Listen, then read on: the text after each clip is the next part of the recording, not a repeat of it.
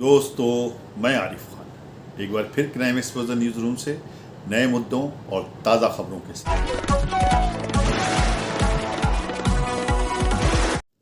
कहते हैं कि सियासत में ना तो दुश्मनी स्थायी होती है और ना ही दोस्ती। ये देख सकते हैं कि आज़म खां के फ़ोटो के साथ में मुहिबिल्ला नदवी का फ़ोटो है और ये बाकायदा तौर पर ऑफिस का उद्घाटन हुआ है और इस उद्घाटन में एक तरफ आज़म खां हैं और साथ में उनके मुहिबिल्ला नदवी हैं। जबकि आज़म खां ने इनका विरोध किया था और अपने कैंडिडेट आसिम राजा को चुनाव में उतारने की तैयारियां की थी और उन्होंने पर्चा भी भरा था। और ये भी देख सकते हैं कि अब्दुल सलाम साहब इनके साथ में बैठे हुए हैं, जबकि अब्दुल सलाम साहब ने भी इनके विरुद्ध या इनके साथ में कहिए पर्चा भरा था और उन्होंने भी ये कहा था कि ये पर्चा जो है समाजवादी के कहने पर ही भरा गया है।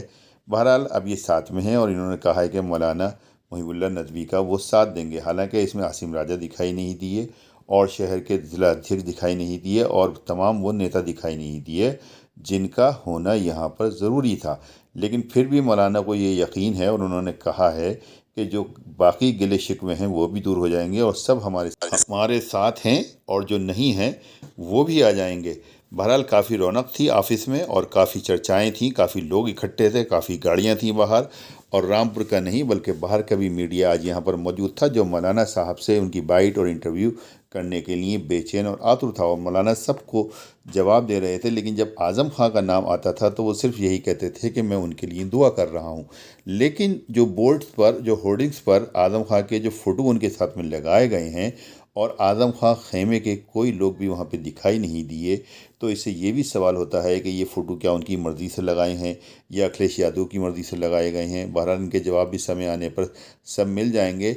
इतनी रौनक देखने के बाद मैंने वहाँ पर एक सियासी आदमी से कहा जो यहाँ के सियासत में बहुत बड़ा दखल रखते हैं। उन्होंने अपना नाम तो बताने से इनकार किया है कि मेरा नाम नहीं आना चाहिए। मैंने कहा मुबारक हो, आपकी बिरादरी लगता है सब एक साथ में आ गई है और अब मौलाना साहब का टेम्पो बन गया है और मौलाना साहब जीत की तरफ बढ़ रहे हैं। तो उन्होंने मुझसे कहा, अरे पत्रकार साहब रहने दीजिए, हम जानते हैं अपनी बिरादरी को, किसी किसी बिरादरी में तो 2 गुट होते हैं लेकिन हमारी बिरादरी में 4 गुट हैं और ये सब आपको दिख रहा है ऐसा है नहीं।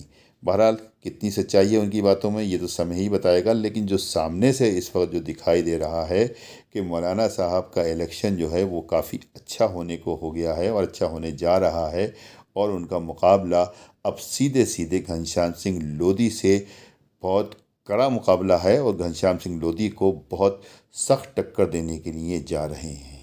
लेकिन अभी इसमें एक ट्विस्ट और बाकी है। मौलाना तौकीर रज़ा खान ने जिस तरह से ऐलान किया है कि समाजवादी पार्टी को रामपुर से लोग हराएं, साइकिल में पिंचर कर दें, उन्होंने महमूद पराचा के हक़ में वोट देने की अपील भी की है और ये भी कहा है कि मैं रामपुर आके महमूद पराचा के लिए वोट मांगूंगा।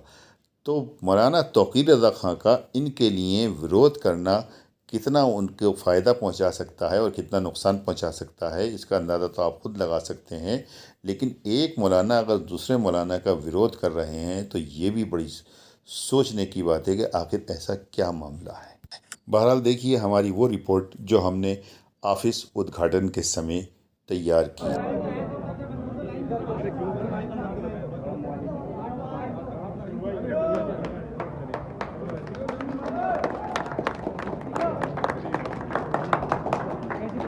समाजवादी पार्टी के कार्यालय का आज बाकायदा तौर पर उद्घाटन हो गया है और हमारे सामने जो सफर प्रत्याशी मौलाना मुहिबुल्लाह नदवी हैं उससे सीधी बात करें और हमारा को आज आपके कार्यालय का उद्घाटन हुआ है।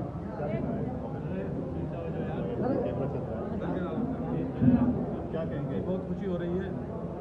साथ में जो है जिले के कदावर ज़मीनी नेता भाई हाफिज़ सलाम साहब मौजूद हैं, भाई रहमान साहब और दूसरे भी कार्यकर्ता हैं सब मौजूद हैं। उनकी मौजूदगी में अभी इफ्तिताह हुआ है। अब इंशाअल्लाह जो है ये बिजली की तरह पूरे ज़िले में खबर फैल गई है और लोग बात समझा रहे हैं और लोग हमारे यहाँ आ रहे हैं। इंशाअल्लाह इलेक्शन का दौर हो रहा है। आज हमने देखा है जिस तरह से आपके यहाँ पे जोश खरोश है यहाँ पर, उससे लगता है कि सफर की वो लहर आ गई जो किसी ज़माने में आज़म खां के ज़माने में हुआ। बिल्कुल, देखिए नौजवानों के अंदर एक जज्बा तो है और वो जज्बा जो है वो वापस आया है, उनके अंदर उम्मीद की किरण जगी है और इंशाअल्लाह बेहतर नतीजे भी आएंगे। लेकिन कुछ जो सफर के लोग हैं वो दिखाई नहीं दे रहे हैं। नहीं नहीं, ऐसा कुछ नहीं है। अब देखिए मिजाज होता है थोड़ा सा, कभी कभार थोड़ा रोते भी चल रहे हैं, हर एक को जो है वो जमात के साथ हैं और पूरी जो है ताकत से सब कार्यकर्ता चुनाव लड़ा रहे हैं और इंशाल्लाह मौलाना साहब जीतेंगे।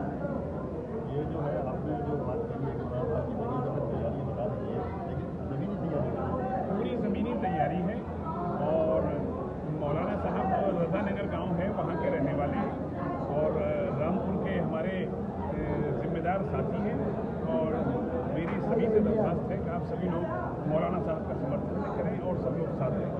आम आदमी सवाल आ रहा है कि मौलाना जी बाहर के हैं, ऐसा नहीं है। देखिए, जब जयप्रदा जी को नेताजी ने यहाँ भेजा था तो बहुत अच्छे वोटों से जीत करके गई थी और एक इतिहास कायम किया था।